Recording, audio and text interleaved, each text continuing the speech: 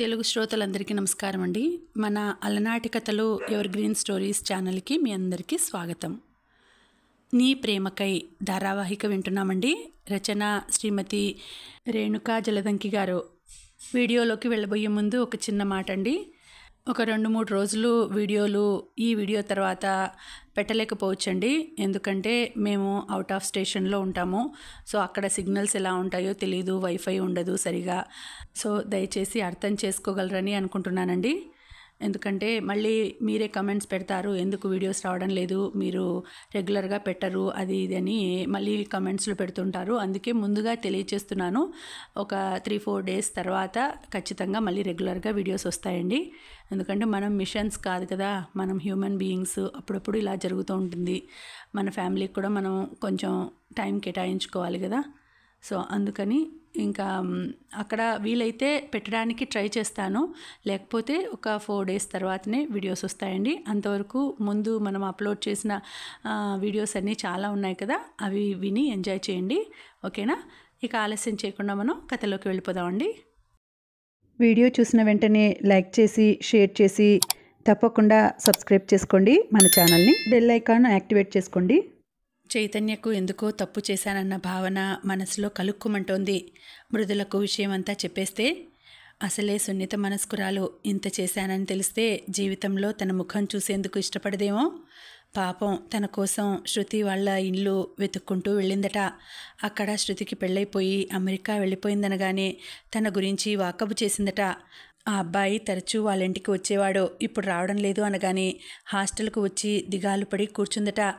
మృదుల కనిపించకుండా పోయిన రాత్రి శరణ్య ఆవేశంతో ఈ విషయాలన్నీ చెప్తుంటే తనకెంత బాధగా అనిపించిందో అంత నిశ్చయంగా కూడా అనిపించింది. ఈ మృదువైన బొమ్మను జీవితాంతం పువ్వులలో పెట్టి చూసుకోవాలని, తన కంటిలోంచి ఒక్క అశ్రువు చిందించకుండా కాపాడుకోవాలని. కానీ ఇదంతా తెలిస్తే తన వల్లే కన్నీరు చిందిస్తుందేమో అనిపించింది చైతన్యకు. చెప్పడమా మానడమా? అసలు మృదుల మనసులో తన పట్ల ఎలాంటి భావం ఉంది? ఏది ఏమైనా మృదులకు తన పట్ల సాఫ్ట్ కార్నర్ ఏర్పడి పెళ్లి వరకు వస్తే, పెళ్లికి ముందు అన్ని విషయాలు మృదులకు తెలియపరచకుండా పెళ్లి చేసుకుంటే మోసం చేశానన్న బాధ జీవితాంతం మనశ్శాంతిగా ఉండనివ్వదేమో. ఆఫీస్కు రెడీ అయ్యి బయలుదేరుతుండగా ఫోన్ రింగ్ అయింది. చైతన్య కాలింగ్ అని ఫోన్ డిస్ప్లే మీద ప్రత్యక్షంగానే మృదుల ముఖంలోకి ఓ విధమైన కాంతి చెంగున ఎగిరి వచ్చింది. హలో మృదుల, ఎలా ఉన్నారు? బాగున్నాను, మీరు? బాగున్నాను. రెడీ అయ్యారా? బస్సు రావడం లేదని మెసేజ్ ఏమైనా వచ్చిందా? లేదే, ఎందుకలా అడుగుతున్నారు? నాకు తెల్లవారుజామున కల వచ్చిందండి, మీకు బస్సు రాలేదట, మనిద్దరం రోడ్డు మీద నడుస్తూ వెళ్తున్నామట. కలలో వచ్చినవన్నీ జరుగుతాయని ఉందా ఏమిటి? జరగవా? తెల్లవారుజామున వచ్చినవి జరుగుతాయని మా నాయనమ్మ చెప్పింది. దిగులుగా ఉంది చైతన్య కంఠస్వరం. ప్రక్క నుండి శృతి బ్యాగ్లో లంచ్ బాక్స్ సర్దుకుంటూ, నువ్వు ఇవాళ ఊరు వెళ్తున్నావని చెప్పావా అని అడిగింది. ఫోను చెవి వద్ద నుండి దూరం పెట్టకుండానే ఊహూ అంది మృదుల. ఏంటి ఊహూ అడిగాడు చైతన్య. నేను ఇవాళ రాత్రికి మా ఊరు వెళ్తున్నాను చైతన్య గారు. 2 రోజులు సెలవు పెట్టాను. సోమ మంగళవారాలు పెట్టాను.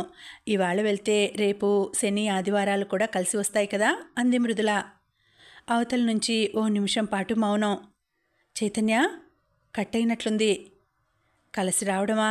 దీనిని కలిసి రావడం అంటారని నాకు తెలియదు మృదుల. చైతన్య గొంతు ఎక్కడో పలికింది. ఏమైంది చైతన్య? తనకు తెలియకుండానే మెత్తగా పలికింది మృదుల కంఠస్వరం. ఊహూ ఏం లేదు. బస్సుకా ట్రైనుకా? ఎన్నింటికి? 10ంటికి.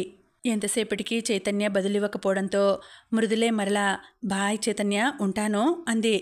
శరణ్య టైం అవుతోందని సైగ చేసింది. చైతన్య ఉంటానండి, ఏంటి మాట్లాడరు? మన తెలుగు భాషేనా లేక అన్ని భాషలు ఇలాగే ఉంటాయో తెలియదు కానీ ఉంటాను అంటూ వెళ్ళిపోతారేంటో. ఈసారి చైతన్య కంఠస్వరంలో బాధ స్పష్టంగా ధ్వనించింది. మృదులకు గుండెలో కలుక్కుమన్నట్లయింది. 4 రోజుల్లో వచ్చేస్తానుగా బుజ్జగిస్తున్నట్లుగా అంది చాలా నెమ్మదిగా. శరణ్య గట్టిగా చైతన్యకు వినిపించేట్లుగా, ఇవాళ కూడా సెలవు పెట్టవే, చైతన్య కూడా ఆఫీస్కు రాడు, ఇద్దరూ మాట్లాడుకుంటూ ఉండండి అనడంతో మృదుల అవతల వైపు చైతన్య కూడా స్పృహలోకి వచ్చారు. ఇద్దరూ ఫోన్ కట్ చేసి కదిలారు. ఇక్కడ మృదుల, అక్కడ చైతన్య. మధ్యాహ్నం లంచ్ చేస్తున్నప్పుడు చైతన్య, అసలు ఎందుకండి తను ఇప్పుడు ఊరెళ్ళడం, కాస్త విసుక్కున్నట్లుగా అన్నాడు. అమ్మా నాన్నని చూడాలి, కాస్త వారితో గడపాలి కదా చైతన్య. అప్పుడప్పుడు అమ్మాయిలం ఎటు పెళ్ళయ్యాక అమ్మా నాన్నకు దూరం అయిపోతాం. ఎందుకు దూరం అవుతారు? అప్పుడు వాళ్ళకి ఎంచక్క అమ్మాయితో పాటు అల్లుడు కూడా దగ్గరవుతాడు. చాలా ఈజీగా అన్నాడు చైతన్య. సరే, ఈవినింగ్ కాస్త బస్ టైం కంటే ముందే తయారవ్వమని చెప్పండి మృదులను, నేనొస్తాను డ్రాప్ చేసేందుకు. చైతన్య అనడంతోనే శరణ్య, నేనే అడుగుదాం అనుకుంటున్నాను చైతన్య. ఎప్పుడూ ఒంటరిగానే వెళ్తుంది, ఒక్కొక్కసారి బస్ లేట్ అవుతుంది రావడం. నేను బస్ ఎక్కించి రావడం అంటే మరలా ఒక్కదాన్ని రావాల్సి ఉంటుంది కదా, అందువలన నన్ను రానివ్వదు ఎప్పుడు. శరణ్యకు బాయ్ చెప్తూ బ్యాగ్తో బయటకు వచ్చిన మృదులకు దగ్గరకు వచ్చి బ్యాగ్ చేతిలోకి తీసుకొని ఆటోలో పెడుతున్న చైతన్యం చూడగానే ఎందుకో గుండె వేగంగా కొట్టుకుంది. శరణ్య బస్ ఎక్కాక ఫోన్ చేయమని హెచ్చరిస్తూ ఆటోలో మృదుల చైతన్య ఎక్కి ఆటో కదిలే వరకు నిలబడిపోయింది ఆలోచిస్తూ. ఆటోలో కాస్త దూరంగా తగలకుండా జాగ్రత్తగా కూర్చుని ఏమీ మాట్లాడకుండా బయటకు వెళ్లే వెహికల్స్ను పరిసరాలను చూస్తూ ఉన్న చైతన్యం చూస్తూ చాలాసేపు మౌనంగా ఉండిపోయిన మృదుల మౌనాన్ని ఛేదిస్తున్నట్లుగా, మీరు ఆంటీని చూసేందుకు వెళ్ళవచ్చుగా ఈ వీకెండ్ అంది. వచ్చే వీకెండ్ వెళ్తాను, అప్పటికి మీరు వచ్చేస్తారుగా, నన్ను ట్రైన్ ఎక్కించేందుకు మీరు రండి. కాస్త సీరియస్గా అన్న చైతన్యం చూస్తే బాధతో పాటు నవ్వు కూడా వచ్చింది మృదులకు. కొద్దిగా చైతన్యకు దగ్గరగా జరుగుతూ వంగి ఎక్కడ ఆటో డ్రైవర్కి వినిపిస్తుందో అన్నట్లుగా చిన్నగా చైతన్య కళ్ళల్లోకి చూస్తూ 4 రోజులేగా అంది శృతిమెత్తని స్వరంతో. చైతన్య పక్కకు తిరిగి మృదుల కళ్ళల్లోకి చూస్తూ మైమర్చిపోయాడు కాసేపు. ఆటో దిగి బ్యాగు దించుతూ ఉండగానే వచ్చేసింది బస్సు. మృదులను బస్ ఎక్కించి క్రిందకు దిగి వెళ్ళి మృదుల వద్దంటున్నా వినకుండా ఫ్రూట్సు, బిస్కెట్సు, వాటర్ బాటిల్ కవర్తో వచ్చి బస్ ఎక్కాడు. స్లీపర్ బస్ అది, అన్నీ సింగిల్ సీట్స్. ఇంకా బస్ నిండలేదు. తీరికగా మృదుల ఎదురు బెర్త్లో కూర్చుంటూ అమ్మా నాన్న ఇంకా ఎవరెవరు ఉంటారో అక్కడ అన్నాడు చైతన్య బస్సు కదులుతుండగా. అయ్యో, బస్సు కదులుతోంది, దిగండి అంది మృదుల కంగారుగా. ఎలా మిమ్మల్ని ఒంటరిగా పంపించడం? నేనొస్తున్నాను మీకు తోడుగా తాపీగా అన్నాడు చైతన్య. అయ్యయ్యో, అవసరం లేదు, నిద్ర లేచేసరికి నాన్న వచ్చి ఉంటారు బస్సు వద్దకు. అసలు సీటు కూడా రిజర్వేషన్ చేసుకోలేదు కదా, మీరు లేవండి, ముందు దిగండి కంగారు పడిపోతూ అంది మృదుల. ఏం కాదు, కంగారు పడకండి, డ్రైవరు పక్కనైనా కూర్చొని ప్రయాణం చేస్తాను. ఎలాగూ ఇవాళ క్లీనర్ రాలేదట, ఎందుకంత కంగారు పడుతున్నారు? చైతన్య ప్రశాంతంగా అంటుంటే మృదుల ఆందోళన అంతా ఇంతా కాదు. మీరుండండి అంటూ చకచకా డ్రైవర్ దగ్గరకు వెళ్ళింది. కాస్త ఆపుతారా, నన్ను ఎక్కించేందుకు వచ్చిన నా ఫ్రెండు బస్సు దిగేంతలో మీరు స్టార్ట్ చేశారు అంది. ఎవరు? ఓ, మీతో వచ్చిన సారా, నెక్స్ట్ స్టేషన్లో దిగుతానని చెప్పారు అన్నాడు డ్రైవర్ ఏమాత్రం స్పీడ్ తగ్గించకుండా దృష్టి అంతా డ్రైవింగ్ మీద పెడుతూ. మృదులకు ఒక్క క్షణం పిచ్చి కోపం వచ్చింది. ఎంత కంగారు పెట్టాడు! సీట్లో కూర్చొని పుస్తకం తిరిగిస్తున్న చైతన్యం చూడగానే పట్టరాని కోపంతో ఎంత కంగారు పెట్టారు అంటూ చెవి పట్టుకొని గట్టిగా మెలేసింది. అబ్బా, వదులు మృదుల, నిజంగా నొప్పేస్తోంది. తనకే తెలియకుండా ఏకవచనంలోకి దిగుతూ వదిలించుకునేందుకు మృదుల చెయ్యి పట్టుకోబోతున్న వాడల్లా ఆగిపోయాడు. మృదుల వదిలేయగానే చెవి తడుముకుంటూ నిజంగా నొప్పి అన్నాడు బాధగా. మృదుల ఎదురుగా తన సీట్లో కూర్చుంటూ ముందుకు వంగి పరీక్షగా చూసింది చైతన్య చెవి వైపు. నిజంగానే ఎర్రగా కందిపోయి ఉంది చెవి. అయ్యో, మృదుల కళ్ళల్లో గిర్రున నీళ్లు తిరిగాయి. చకచకా బ్యాగ్ సైడ్ జిప్ తెరిచి మాయిశ్చరైజర్ క్రీము తీసి చెవికి అప్లై చేస్తుంటే అంత దగ్గరగా మృదులను చూస్తూ ఆమె నుంచి వచ్చే మృదు మధురమైన పరిమళాన్ని ఆస్వాదిస్తున్న చైతన్య ఆమె కళ్ళల్లో నీటిని గమనించలేకపోయాడు. ఇంతలో నెక్స్ట్ స్టేషన్లో ఆగేవారి కొరకు బస్సు ఆగడంతో చైతన్య లేచాడు బస్సు దిగేందుకు. జాగ్రత్త, మధ్యలో రెస్ట్ రూమ్కు ఎవరైనా దిగుతుంటేనే దిగండి, హాయిగా నిద్రపోండి, నిద్ర లేచేసరికి అమ్మ ఒడిలో ఉంటారు. ఈ చైతన్య జ్ఞాపకం కూడా రాడు. చివరి మాట అనేటప్పుడు స్వరంలో తేడా స్పష్టంగా కనిపించింది. బాయ్ అంటూ ముందుకు కదిలి వచ్చేటప్పుడు గమనించాడు మృదుల కళ్ళల్లో నీరు. మృదులా అంటూ కంగారుగా వెనుతిరిగాడు. అదిగో హార్నిచ్చారు, బస్సు కదులుతోంది, దిగండి ముందు మీరు హడావుడిగా అంది. బస్సు సీట్లు వెతుక్కుంటున్న వారికి డిస్టర్బెన్స్ కావడంతో దిగేశాడు. ఏసీ బస్సు కావడంతో క్రింద నుంచి లోపలి వారు కనిపించడం లేదు. బస్సు కదిలి వెళ్ళిపోయింది. చైతన్యకు బస్సుతో పాటు తన మనసు కూడా వెళ్ళిపోయినట్లు అనిపించింది. మనసు బరువెక్కడంతో కాబోలు శరీరం కూడా బరువెక్కినట్లు అనిపించింది. అడుగు వేసేందుకు కూడా ఓపిక లేనట్లుగా నిస్సత్తువుగా అనిపిస్తుంటే అక్కడే బస్ స్టాండ్లో కుర్చీలో కూలబడ్డాడు. చెంపల మీదకు జారిన కన్నీటిని ఎవరైనా చూస్తారేమోనని గబుక్కున తుడుచుకుంటూ చుట్టూ చూసింది. ఎదురు సీట్లో ఓ 65-70 ఏళ్ల మధ్య వయస్సు ఆవిడ మృదుల వైపు చూస్తూ చిన్నగా నవ్వుతూ, ఏంటమ్మాయ్, పుట్టింటికి వెళ్తున్నావా? అబ్బాయికి సెలవు దొరకలేదు? సెలవు దొరికినప్పుడే వెళ్ళాలి, కానీ ఇద్దరూ అంత మనసు బాధ పెట్టుకుని నువ్వు వెళ్ళకపోతే ఏమైంది? మృదుల బుగ్గలు సిగ్గుతో ఎర్రగా కందాయి. అయ్యో బామ్మగారు, అతను నా ఫ్రెండ్ అండి, గబుక్కున అంది. అమ్మా, నీకు నోరు కుదురుగా ఉండదు కదా? ఆ అమ్మాయిని చూస్తే పెళ్ళయిందో కాదో తెలియడం లేదు. పై బెర్తు మీదున్న ఆవిడ కూతురు కాబోలు విసుక్కుంది. ఎలా తెలుస్తుంది? ఒక్కరి ఒంటి మీదైనా మంగళసూత్రం ఉంటుందా? కాళ్లకు మెట్టలు ఉంటున్నాయా? అలాగే అనుకున్నాను. సరేలే, ఇవాళ కాకపోతే రేపైనా పెళ్ళవుతుందిగా, అప్పుడైనా అబ్బాయి అంతలా బాధపడుతుంటే వదిలి వెళ్ళకు, సరేనా? ఆవిడ ధోరణిలో ఆవిడ మాట్లాడుతూనే ఉంది. మృదులకు చైతన్యకు ఫోన్ చేయాలని ఉన్నప్పటికీ ఎదురుగా ఉన్న బామ్మగారిని చూస్తూ ధైర్యం చేయలేకపోయింది. ఫోన్ రింగ్ కావడంతో లిఫ్ట్ చేసి నాన్నా అంది. ఏరా, బస్ ఎక్కావా? జాగ్రత్త, బస్ దగ్గరకు ఎవరో ఒకరం వచ్చి ఉంటాంలే. ఎక్కాను నాన్నా. అలాగే. సరే, త్వరగా నిద్రపో తల్లి, బస్సులో అసలే సరిగా నిద్ర పట్టదు. ఫోన్ పెట్టేసి పడుకుని బెడ్షీట్ కప్పుకొని కళ్ళు మూసుకుంది. మూసి ఉన్న కళ్ళ ముందు చైతన్య ముఖం ప్రత్యక్షమైంది. ఎర్రగా కందిన చెవి జ్ఞాపకం వచ్చింది. మరీ అంత గట్టిగా ఎలా పట్టుకున్నాను? అయ్యో, తలుచుకుంటే మరలా బాధ అనిపించింది.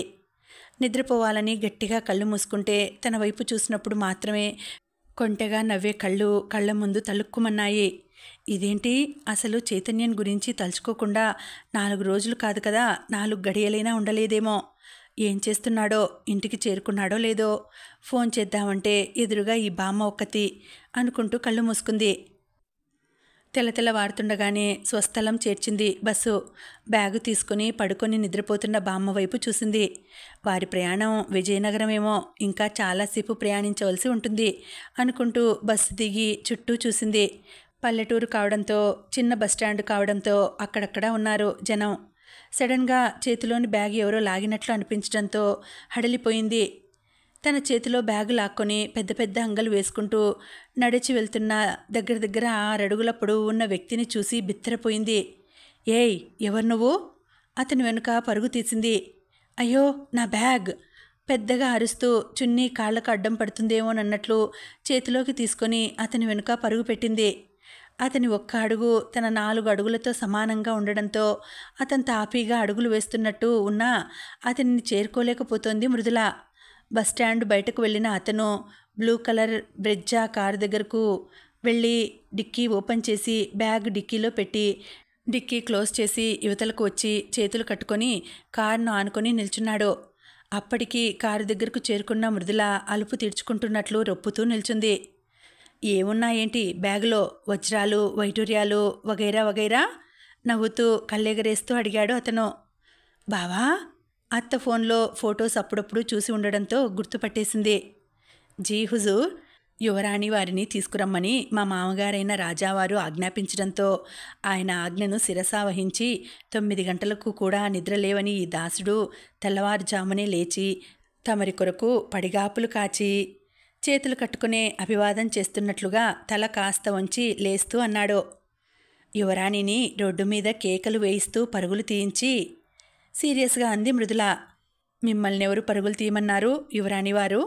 మేం ముందు బ్యాగు తీసుకువస్తుంటే మీరు హుందాగా అడుగులు వేస్తూ వస్తారనుకుంటే నవ్వాడు విష్ణు. దొంగ అనుకున్నాను బావా, సిగ్గుపడుతూ అంది మృదుల. ఓహ్, మీ ఊర్లో నాలాంటి కాస్ట్లీ దొంగలు కూడా ఉంటారన్నమాట విష్ణు అంటుంటే అప్పుడు చూసింది అతని వైపు. లేత ఊదారంగు టీషర్ట్ మీదకు బ్లాక్ జీన్స్ వేసి పచ్చని శరీర ఛాయ కొట్టొచ్చినట్లుగా ఉన్నాడు. సరే, ఎక్కు మరి. అక్కడ 8 కళ్ళు ఆతృతతో ఎదురు చూస్తున్నాయి తమరి కోసం. అత్తయ్య మామయ్య వచ్చారా? అంది సంతోషంగా. ఎక్కి డోర్ వేసింది. లాక్ సరిగ్గా పడినట్లు లేదు అంటూ డ్రైవింగ్ సీట్లో కూర్చున్న విష్ణు మృదుల మీదకు వంగి కార్ డోర్ వేస్తుంటే మృదుల సీటు వెనక్కు అతుక్కుపోయింది, తగులుతానేమో అన్నట్లు. ఏంటి బావా ఆస్ట్రేలియా విశేషాలు? ఎన్ని విశేషాలున్నా వదిలేసి రమ్మని మావయ్య గారి ఆర్డరు. అందుకే ఆస్ట్రేలియాను అక్కడే వదిలేసి వచ్చాను మృదుల. మృదుల కేసి ఆర్తిగా చూస్తూ అన్నాడు విష్ణు. మృదుల చూపులు పక్కకి తిప్పుకుంటూ తప్పు చేసినట్లుగా తల వంచుకుంది, ఏమీ మాట్లాడలేక. ఫోన్లో మెసేజ్ సౌండ్ రావడంతో హ్యాండ్ బ్యాగ్లోంచి ఫోన్ తీసి అన్లాక్ చేసి చూసింది. చేరారా? చైతన్య దగ్గర నుంచి మెసేజ్. హా, రిప్లై ఇచ్చింది మృదుల. శరణ్యకు నేను చెప్తానులేండి చేరారని. మీకు చేసిందట, నాట్ రీచబుల్ అని నాకు చేసింది. హ్యాపీగా గడిపిరండి అమ్మా నాన్నతో. వీలైనప్పుడు మాట్లాడండి, బాయ్. ఫోన్ బ్యాగ్లో పెట్టేసింది. ఇల్లు చేరేసరికి నలుగురు వరండాలోనే నిల్చుని ఉన్నారు, వీరి కొరకు ఎదురుచూస్తూ. అమ్మా అంటూ అమ్మ కౌగిట్లో ఒదిగిపోయిన మృదుల బుగ్గలు సవరిస్తూ, ఏంట్రా తగ్గిపోయావు, సరిగా తినడం లేదు అంది జానకి. అత్తయ్యా అంటూ పూర్ణ దగ్గరకు వెళ్ళగానే, అమ్మా నీ కోడలు నన్ను దొంగ అనుకుందట అన్నాడు ఫిర్యాదు చేస్తున్నట్లుగా. బస్సు దిగగానే నా బ్యాగు లాక్కొని పరిగెత్తాడత్తయ్యా, మరి ఏమనుకోను? అదేం పనిరా, దగ్గరకు వెళ్ళి నెమ్మదిగా పలకరించి తీసుకురావాలి కానీ మందలిస్తున్నట్లుగా అంది పూర్ణ. నీ కోడలు ఎంత ధైర్యవంతురాలో టెస్ట్ చేయాలనుకున్నానమ్మా అన్నాడు విష్ణు. పోలీస్ పోలీస్ అని అరవాలని అనుకున్నా అత్తయ్య. అలా అరిచి ఉంటే బావ టెస్టింగ్ సఫలమయ్యేది. మృదుల ఏమీ తీసిపోనట్లుగా అంది. అప్పుడు మామయ్యే జామీనిచ్చి బెయిల్ మీద తీసుకువచ్చేవారు. ఒకవేళ మామయ్య ఒక్కరి సంతకం సరిపోదు అంటే వాళ్ళ అమ్మాయితో కూడా పెట్టించి తీసుకువచ్చేవారు. వాళ్ళ అమ్మాయి పెట్టదుగా, మృదుల మొండిగా అంది. ఏం మామయ్య, మీ అమ్మాయి మీ మాట వినదు? ఇంతేనా మీ పెంపకం? మీ ఇద్దరి గొడవల్లోకి మావినెందుకు లాగుతారా? పూర్ణ ఇక ఊరుకోలేకపోయింది. అంతవరకు నవ్వుతూ చూస్తున్న జానకి, పద స్నానం చేసి టిఫిన్ చేయాలి అంది కూతురి వైపు మురిపంగా చూస్తూ. సుధాకర్ విష్ణు భుజాల చుట్టూ చెయ్యి వేసి లోపలికి నడిపిస్తుంటే పూర్ణ మామ అల్లుళ్ళ వైపు ముచ్చటగా చూస్తూ ఉండిపోయింది. లోపలికి వచ్చిన మృదుల బ్యాగ్లో నుంచి బట్టలు తీసుకుంటుంటే పైన ఫ్రూట్స్ కవర్ కనిపించింది. చేతిలోకి తీసుకుని ఆలోచనలో పడిపోయిన మృదులను చూస్తూ, జానకి విచిత్రంగా ఉంది, ఎప్పుడూ ఒట్టి చేతులతో వచ్చేదానివి మా కోసం పండ్లు తీసుకురావడం ఏంటి? ఇంతకు అత్తయ్య మావయ్య కోసం తెచ్చావేమిటే ఆశ్చర్యంగా చూస్తూ అంది. అయితే ఎందుకు ఆలస్యం అంటూ మృదుల చేతిలోని కవర్ తీసుకున్నాడు విష్ణు. కవర్లోంచి బిస్కెట్స్ తీసి ఒక్కొక్కటి నోట్లో పెట్టుకుని రుచి చూడగానే, వావ్ చాలా బాగున్నాయి, ఏ కంపెనీ బిస్కెట్స్ ఇవి అంటూ కవర్ మీద పేరు చూడ్డానికి ప్రయత్నించాడు. ఇదేంటి, ఇవి ఇంట్లో తయారు చేసినవిలా ఉన్నాయి, అందుకేనేమో ఇంత బాగున్నాయి. జానకి కూడా ఒకటి నోట్లో పెట్టుకుని టేస్ట్ చూసి, నిజమే చాలా బాగున్నాయి అంది. నువ్వు తినిచూడు అంటూ విష్ణు ఓ బిస్కెట్టు మృదుల నోటికి అందించబోయాడు. మృదుల వెనక్కి తగ్గుతూ, బ్రష్ చేసుకోలేదు బావా అంది. ఏం కాదులేదు, నేనెవరికి చెప్పనులే అన్నాడు విష్ణు. మృదుల మాటలతో గెలవలేనన్నట్లుగా చూసి డ్రెస్ తీసుకుని స్నానానికి వెళ్ళింది. రెడీ అయ్యి టిఫిన్ చేసేందుకు వెళ్ళబోతూ ఫోన్ చూసింది. చైతన్య నుంచి మెసేజెస్ ఏమీ లేవు. వెంటనే తనే పంపించింది. ఎలా ఉన్నారు చైతన్య?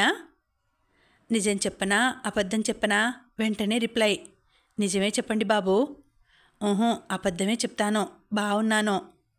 అవును, బిస్కెట్స్ ఏ బేకరీలో తీసుకున్నారు? చాలా బాగున్నాయి. నిజంగా బాగున్నాయా? నేనే చేశాను. మిమ్మల్ని బస్ ఎక్కించేందుకు వస్తానని శరణ్యకు చెప్పానుగా, ఈవినింగ్ ఇంటి వద్ద ప్రయోగం. ఎందుకంత శ్రమపడ్డారు? మీరెందుకు నా కోసం శ్రమపడి వంట చేసి పంపించేవారు శరణ్యతో? ఎప్పుడొస్తున్నారు మృదుల? అదేంటి, చెప్పానుగా సోమ మంగళవారాలు సెలవు పెట్టానని. చెప్పారు, కానీ మనసేమైనా మార్చుకున్నారేమోనని ఎక్కడో చిన్న ఆశ.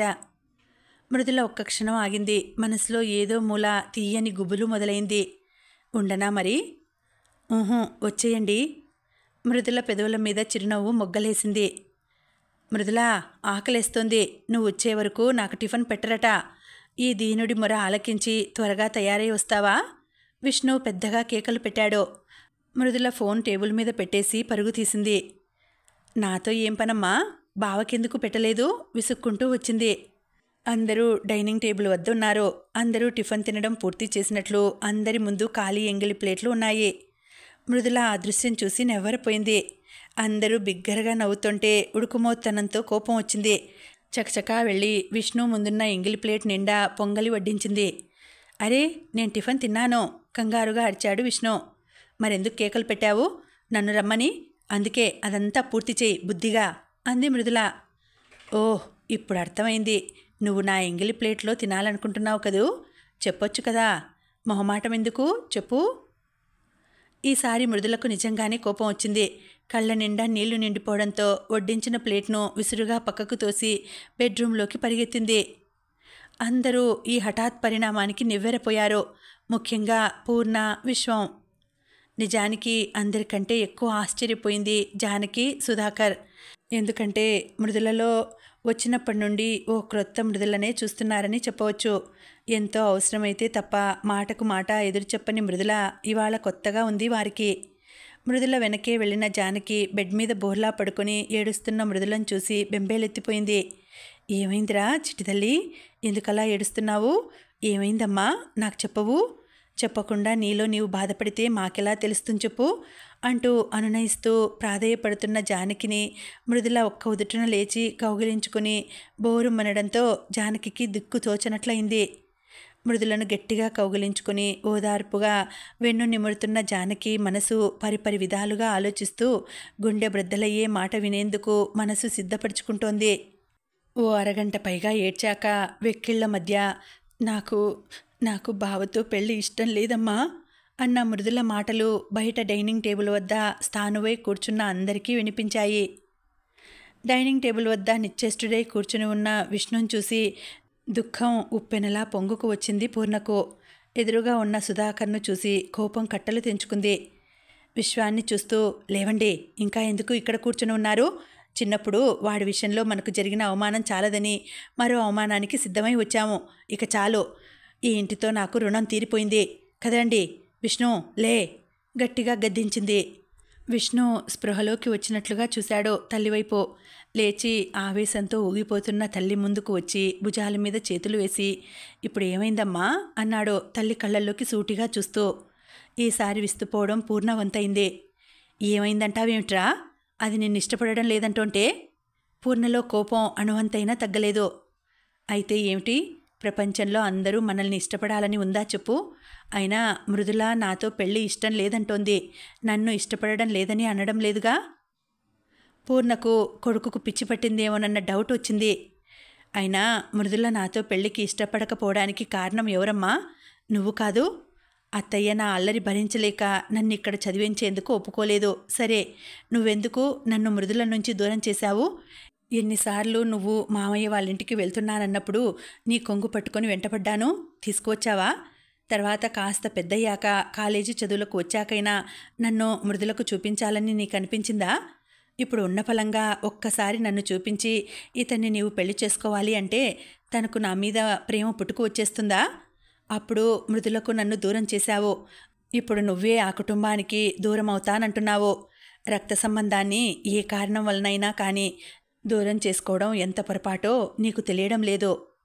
తప్పకుండా ఇంటికి వెళ్దాం, కానీ ఈ కోపంలో కాదు, రేపు వెళ్దాం. మృదుల నన్ను కాదన్నందుకు నీకేనా బాధ? మామయ్యకు లేదు, అత్తయ్యకు లేదు. కానీ ముఖ్యమైన వ్యక్తి గురించి మర్చిపోతున్నారమ్మా. మృదులకు నాతో పెళ్ళి ఇష్టం లేదంటే ఎవరినైనా ఇష్టపడుతోందేమో కనుక్కుందాం. అప్పుడు మాట్లాడాడు సుధాకర్. ఇష్టపడుతుంటే ఏమిటట? దారిన పోయే దానయ్యను ప్రేమిస్తే పెళ్లి చేస్తావా? వాడి అర్హత చూడవద్దు అన్నాడు కోపంతో ఊగిపోతూ. పెళ్లి చేసుకోవడానికి ప్రేమించడాన్ని మించిన అర్హత ఏముంటుంది మావయ్య? భార్యాభర్తల మధ్య ఉండవలసినది ప్రేమ.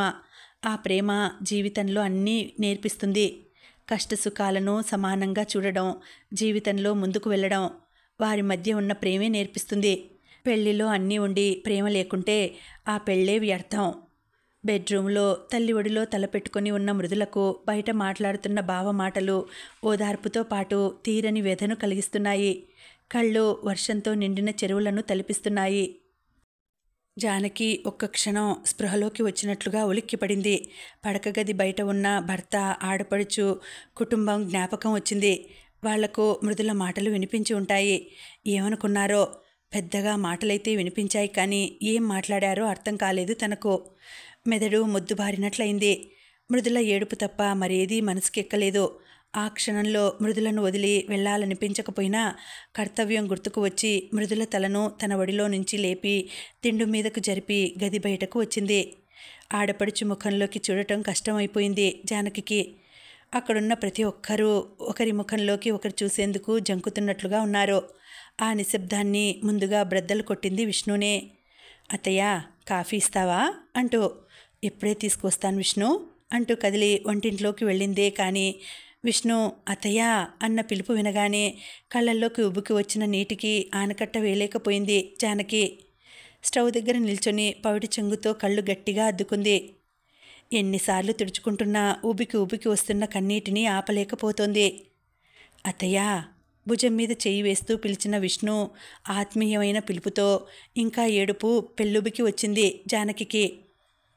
ఇలా రండి మీరు అంటూ జానకిని తీసుకువచ్చి డైనింగ్ టేబుల్ వద్ద పూర్ణ ప్రక్క కుర్చీలో కూర్చోబెట్టాడు. ఇప్పుడు ఏమైందని మీరంతా ఇలా ఉన్నారో నాకు అర్థం కావడం లేదు. అమ్మా, నాన్న, మృదులకు నాకు పెళ్లి కాకపోతే మృదుల నీకు కోడలు కాదేమో కానీ తను ఎప్పటికీ నీ మేనకోడలే కదమ్మా. ఏమావయ్య, నేనెప్పటికీ నీ మేనల్లుణ్ణి కదా. మరెందుకు మీరంతా ఇంత దిగాలు పడి కూర్చున్నారో తెలియడం లేదు నాకు. మామూలుగా ఇంతకు ముందు ఎలా ఉన్నారో అలా ఉండండి. అసలు మనం ఈ పెళ్లి గురించి ఆలోచించలేదనుకోండి. వెళ్ళండి అత్తయ్య, మృదులను తీసుకురండి. రాత్రి ఎప్పుడనగా తిందో టిఫిన్ పెట్టండి తనకు. జానకి కదలకపోవడంతో విష్ణుకి ఏం చేయాలో అర్థం కాలేదు. పూర్ణ వద్దకు వచ్చి అమ్మా, నువ్వైనా మృదులను అంటూనే తల్లి తీక్షణంగా చూడడంతో ఆగిపోయాడు. ఇక లాభం లేదని తనే కదిలి పడకగది లోపలకు వెళ్ళాడు. పక్కకు తిరిగి పడుకొని దిండు ముఖం మీద కప్పుకొని ఉన్న మృదులను చూస్తే జాలేసింది విష్ణుకు. ఏం చేస్తారు పాపం, అమ్మాయిలు మాత్రం జీవితంలో ఎదురుపడిన వారిలో ఎవరైనా మనసుకు నచ్చడం వారి తప్ప. మనసేమైనా ఆభరణమా? లాకర్లో ఉంచి తాళం వేసి ఎవరూ అపహరించకుండా చూసుకోవడానికి. అలా ప్రేమించడం తప్పు అంటే అమ్మాయిలను పెళ్ళయ్యే వరకు అంతఃపురంలో ఉంచి పెంచాలేమో. అలా ఉంచిన రాజకుమారి తోటరాముడికి మనసివ్వలేదా? అసలు ప్రేమించవద్దనే నియమం ఏ ధర్మశాస్త్రంలో ఉంది? అసలు జీవితంలో ఒక్కసారైనా ప్రేమలో పడని వారుంటారా? అలా ఉన్నారు అంటే వారి మనసుకు హత్తుకునే గుణాలున్న వ్యక్తి వారికి జీవితంలో తారసపడలేదనేగా. అలా ఎదురవ్వకపోవడం వారి అదృష్టమనాలా, దురదృష్టమనాలా? మనసు వెళ్ళిన ప్రతి చోటుకు తనువు వెళ్ళకూడదనడం సరైనదే కానీ తనువుకు మనసును ఆపే శక్తి లేదు కదా. మృదులా. విష్ణు కంఠస్వరం వినగానే మృదుల దిండు ముఖం మీద నుంచి తొలగించి లేచి కూర్చుని కళ్ళు పైకెత్తి విష్ణు వైపు చూసింది. బాగా ఏడవడం వల్లేమో కళ్ళు ఎర్రగా మంకిన పువ్వుల్లా ఉన్నాయి. మృదులను అలా చూడగానే విష్ణు గుండెలో సూదులతో గుచ్చుతున్నట్లుగా అనిపించింది. అయ్యో పిచ్చిపిల్ల, ఎందుకలా ఏడ్చావు? మనసులో మాట ధైర్యంగా చెప్పాలి కానీ ఇలా ఏడుస్తారా ఎవరైనా?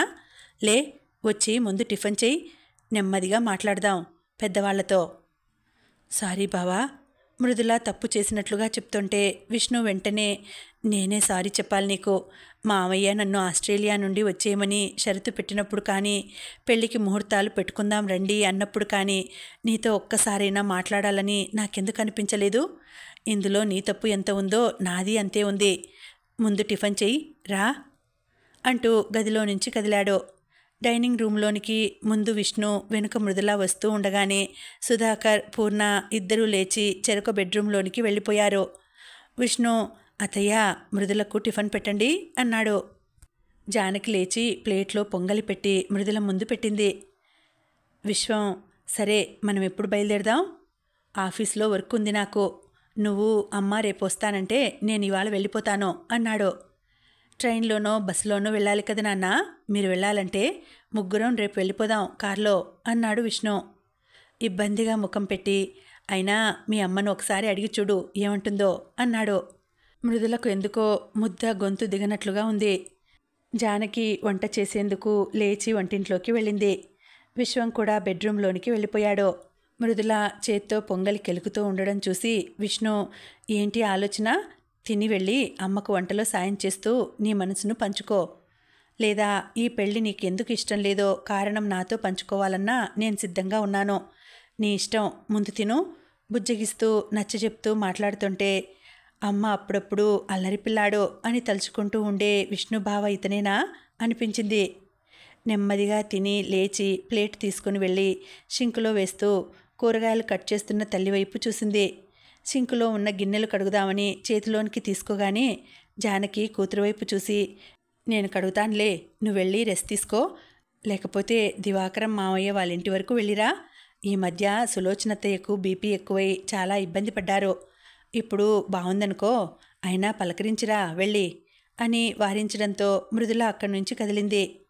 మృదుల బయటకు వచ్చి వరండాలో చెప్పులు వేసుకుంటూ ఉండగా విష్ణు, దివాకరం బాబాయ్ వాళ్ళింటికా, నేను వస్తానుండు మృదుల అంటూ వచ్చాడు. ఇంకా ఉందండి, కథ కొనసాగుతుంది. మళ్ళీ వచ్చే వీడియోలో తర్వాతి భాగం వినేద్దామండి. అంతవరకు సెలవు. నమస్తే.